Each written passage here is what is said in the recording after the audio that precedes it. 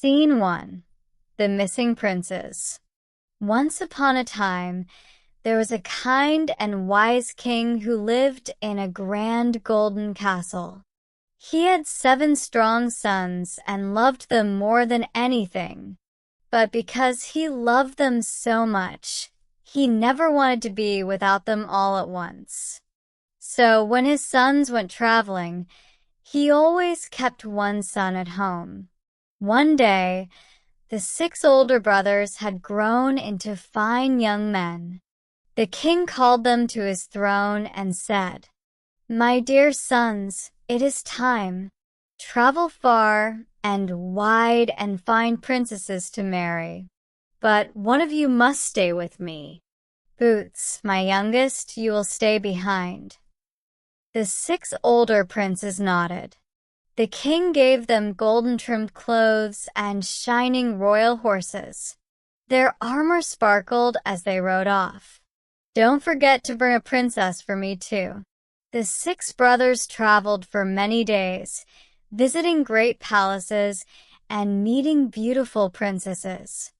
Then they reached a faraway kingdom where a wise old king had 6 lovely daughters. They fell in love immediately, and each prince chose a princess to marry. But they were so happy, they forgot about Boots. At last, they rode home with their princesses. On the way, they passed a tall, dark mountain. But suddenly, tum, tum, the ground shook. A massive giant with glowing red eyes stepped out of a dark stone house. The giant's footsteps made the ground tremble. "You shall go no further." He raised his giant hand. Whoosh! In an instant, the 6 princes and their princesses turned into stone. The giant laughed cruelly and stomped back into his house. Meanwhile, in the golden castle, the old king waited and waited, but his 6 sons never returned. The king's face turned pale. "I will never be happy again. If I lose you too, Boots, I will not go on living." But Boots was brave. "Then I must go and find them, father. I will bring my brothers back, I promise." The king sighed. "Then go. But your brothers took all my strong horses. The only one left is that one." Boots walked to the stable. There stood a thin, tired old horse, with ribs showing. The horse shivered. Boots smiled and patted its neck. "Don't worry, my friend. You will be strong enough for me." Then he climbed onto the old horse's back and rode into the dark, whispering forest. Scene 2. The 3 kind deeds. Boots helps a raven, a salmon, and a wolf. Kindness will change his fate. The forest was dark and endless. Boots rode carefully on his weak, old horse. The trees were tall, their branches moving like ghostly arms. The wind whispered through the leaves. Then, flap, flap, a black raven lay in the road, flapping its wings weakly. It looked exhausted and hungry. "Oh, kind prince, I am so hungry. Please give me a little food. If you do, I promise I will help you when you need me most." Boots looked at the poor raven. His own stomach was empty, and he had only a little bread left. But he could not leave the raven to starve. "Here, my friend, eat this." He broke off a piece of his bread and placed it gently in front of the weak raven. The raven quickly ate the food, then flapped its wings and flew up. "Thank you, kind prince. If you ever need me, just call and I will come." Then, with a final flap, The raven disappeared into the sky.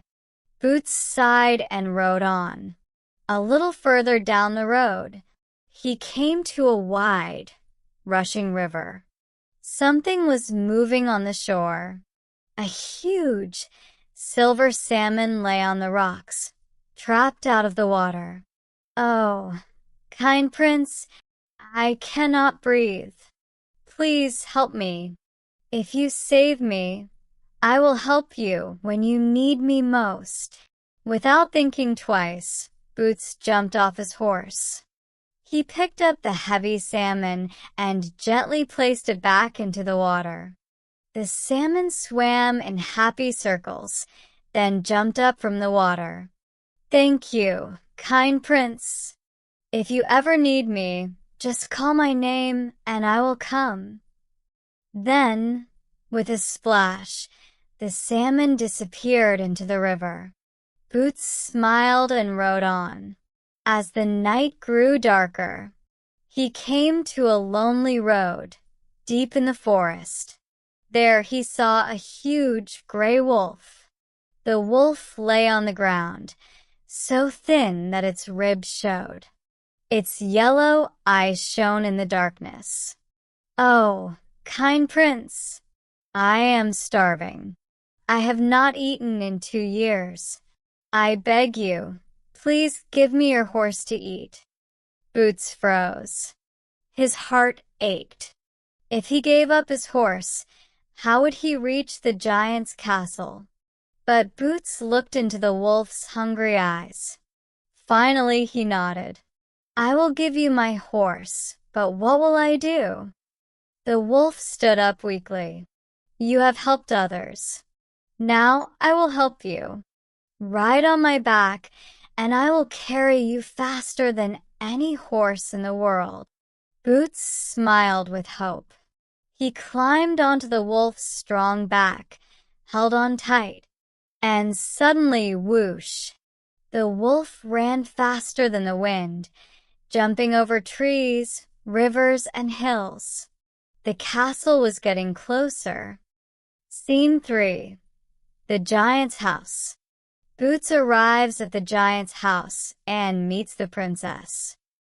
The gray wolf ran like the wind, carrying Boots across rocky mountains and through deep forests. At last, they reached the giant's house.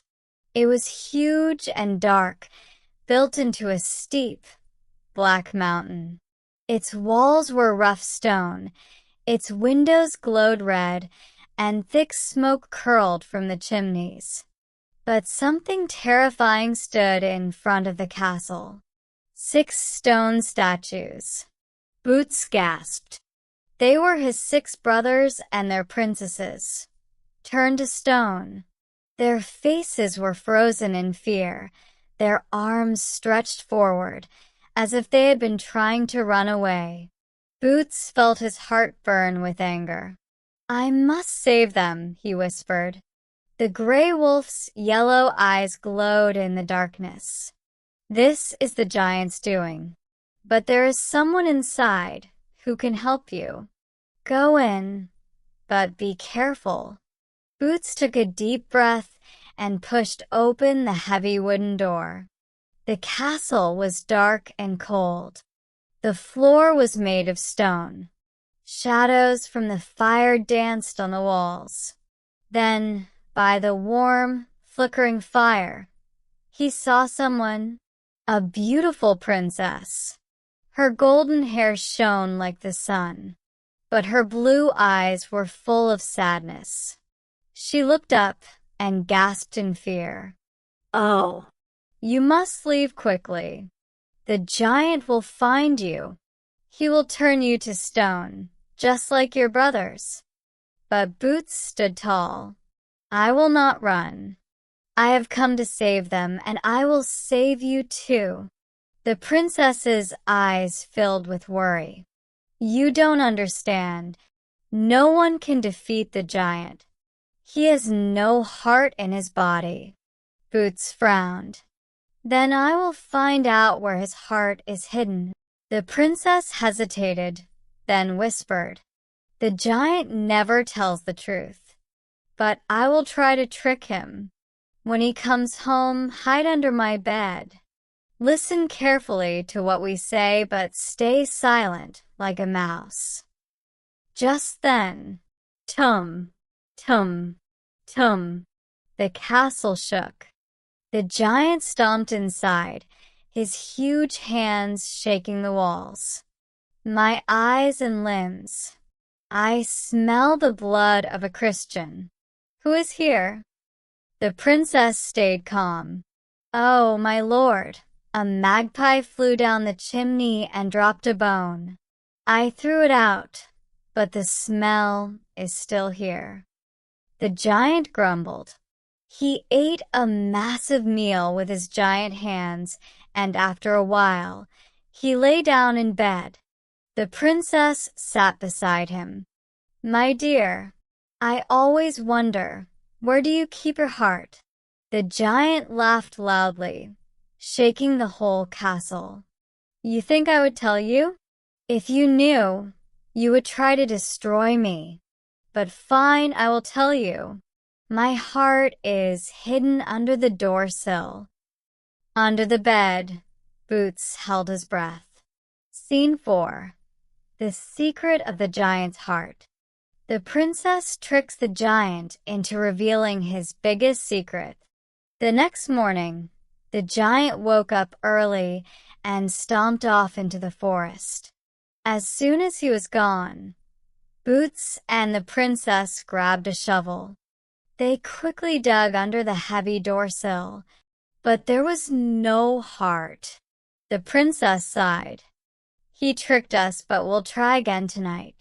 That evening, before the giant returned, she picked the most beautiful flowers and laid them on top of the doorsill.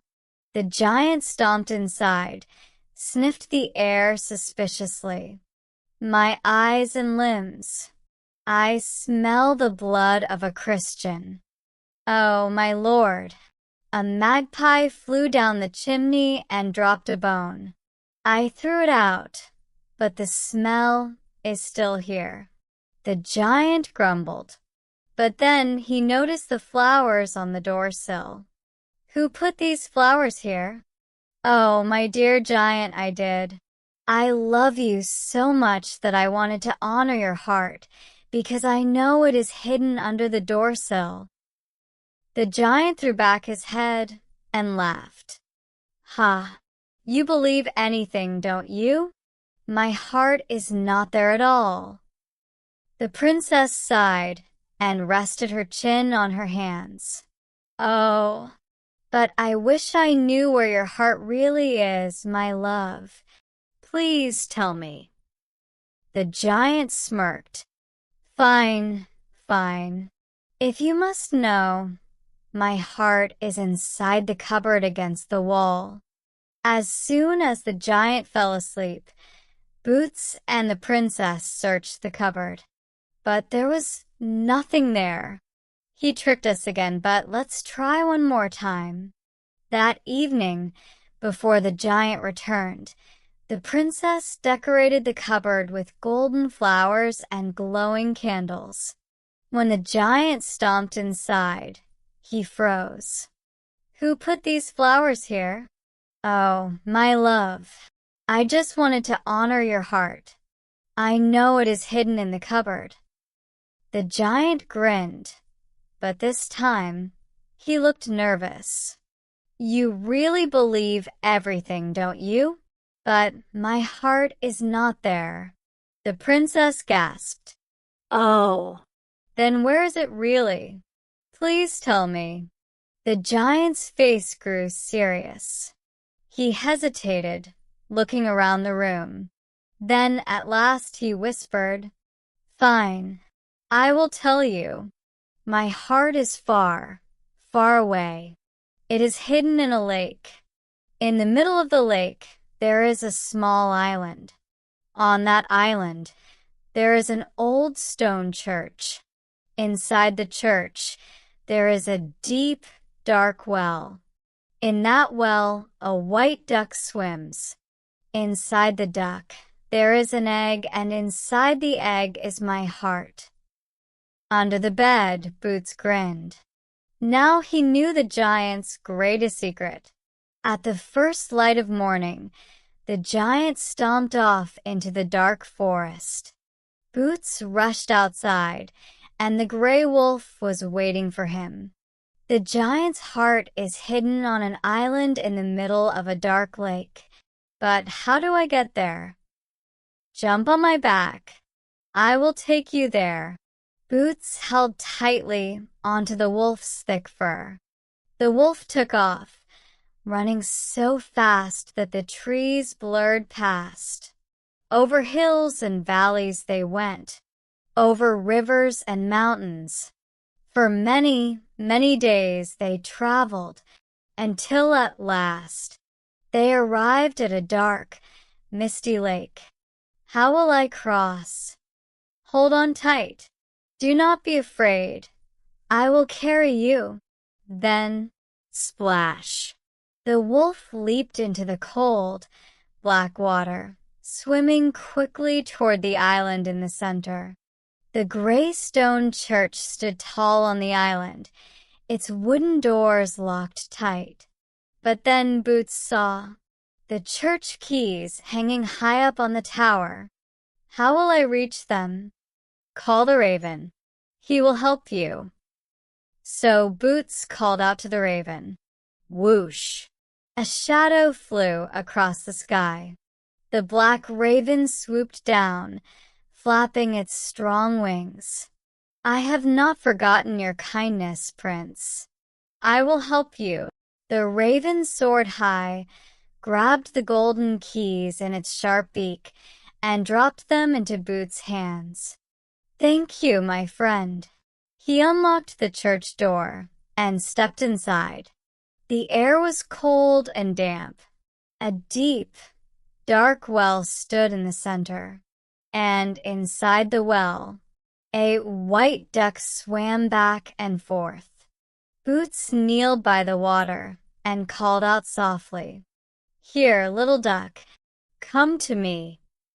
The duck tilted its head. Then it swam toward him. Quickly, Boots grabbed the duck in his hands. But, plunk! The duck twisted and dropped something, an egg.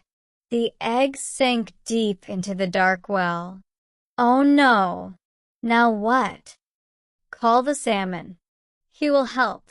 Boots took a deep breath. Salmon, my friend, I need your help. With a splash, the silver salmon jumped up from the water. It caught the egg in its mouth and threw it onto the shore. Boots picked up the egg and squeezed it. At that moment, a terrible scream filled the sky. Stop! Don't break my heart. But Boots knew what he had to do. Scene 5. Breaking the giant's heart. Boots holds the giant's heart in his hands. Will he show mercy or destroy it? Boots held the egg in his hands.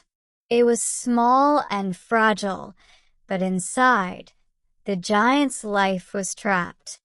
From far away, a terrible roar shook the ground. Stop! Stop! Don't break it! The wind howled. The trees shook. The giant fell to his knees, clutching his chest. Please, spare me. I will give you gold. I will give you power. But Boots stood tall, gripping the egg tightly. I don't want gold. I don't want power. I want my brothers and their princesses back. The giant gasped for breath. Yes, yes, I will do it. Just don't squeeze any harder. Boots nodded. Then do it. Now. A great wind rushed across the land. The 6 stone statues in the giant's yard began to glow. Then, crack, crack. The stone crumbled away, revealing Boots' 6 brothers and their princesses. They blinked, gasping for air. "Boots, you saved us." The princesses wept with joy, hugging their princes. But Boots was not finished. He looked down at the egg in his hands. "Please, I did what you asked. Let me live." The gray wolf stepped forward, his yellow eyes glowing. "You know what to do, Prince." Boots took a deep breath. Then, crack. He squeezed the egg in two. The giant let out one final scream, then vanished into dust. The curse was broken. Boots closed his eyes and let out a long sigh of relief. His brothers ran to him, patting his shoulders. "Brother, you are a hero." The beautiful princess ran to Boots, smiling brightly. "And you are my hero, too." Boots felt his heart race. He held out his hand, and the princess took it gently. "It is time to go home." The wolf knelt down, and Boots climbed onto his back one last time. Behind him, his brothers and their princesses followed on horseback. Together, they rode toward the golden castle, where their father was waiting. Scene 6. The triumphant return. Boots returns home, victorious and celebrated as a hero. The sun rose over the hills, shining on the victorious travelers. Boots rode proudly on the gray wolf's back, leading his 6 brothers and their brides. The princes rode strong horses, and the princesses sat behind them, dressed in golden gowns. The journey home was long, but Boots' heart was light. His brothers laughed and talked, full of joy. The beautiful princess sat beside him, her blue eyes filled with admiration. "You are brave and kind, Boots. You saved us all." Boots smiled, looking ahead. "I only did what was right, and that is why you are a true hero." At last, after many days of travel, they reached the Golden Castle. The grand celebration. The old king stood at the castle gates, his eyes full of tears. When he saw his 6 lost sons, he fell to his knees, overcome with joy. "My sons, my dear sons, you have returned." The princes ran to their father, bowing before him. "And Boots, my youngest, my bravest, you saved them all." The entire kingdom gathered in the castle courtyard. The people cheered and clapped, waving bright flags in celebration. The king held a grand feast, filling the halls with music, dancing, and laughter. The tables overflowed with food, and golden candles lit up the castle. As the guests celebrated, the king stood and raised his cup. "Today we honor a true hero, my son Boots. But the loveliest princess of all is the one who saved him." The beautiful princess blushed. Boots turned to her, his heart racing. Slowly he held out his hand. "Will you be my bride?" The princess's eyes sparkled. "Yes. 1,000 times yes." The crowd cheered, clapping loudly as the music played on. The king ordered a grand wedding, and the celebration lasted for days. There was feasting, dancing, and laughter. And if they have not finished celebrating, then they are still celebrating to this day. Scene 7. Happily ever after. Boots and the princess begin their new life together. The castle was alive with music and laughter. Golden banners waved in the wind, and bells rang across the kingdom. The king's grand banquet hall was filled with guests from far and wide. They came to celebrate the wedding of the bravest prince of all, Prince Boots. The princess wore a dress of shimmering gold, and her blue eyes shone with happiness. Boots stood proudly at her side, dressed in royal clothes. The king raised his cup once more. Today we celebrate not just a wedding, but a hero. My son, Boots, has proven that kindness and courage will always win. The crowd cheered, lifting their glasses. To Prince Boots and his bride. The gray wolf sat beside Boots, his golden eyes shining with pride. Well, my friend, you have won more than just an adventure. You have won a heart. Boots laughed and patted the wolf's back. And I could not have done it without you, my loyal friend. The princess placed her hand in Boots' hand. And now, we begin a new adventure together.